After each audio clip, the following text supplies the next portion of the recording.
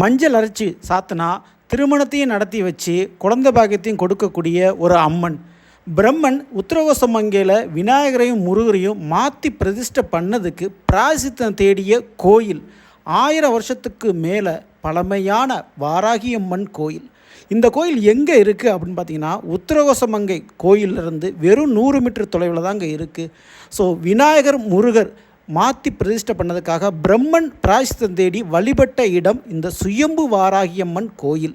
இந்த சுயம்பு வாராகியம்மன் கோயிலில் கிட்டத்தட்ட 180க்கு மேலே அம்மிக்கல் போடப்பட்டிருக்கும்.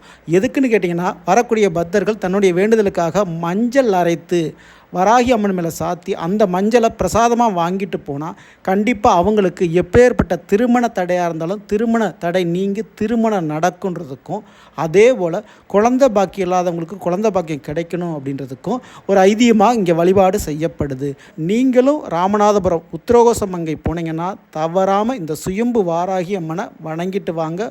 உங்களுக்கும் எல்லா விதங்களிலும் நன்மைகள் நடக்கும்.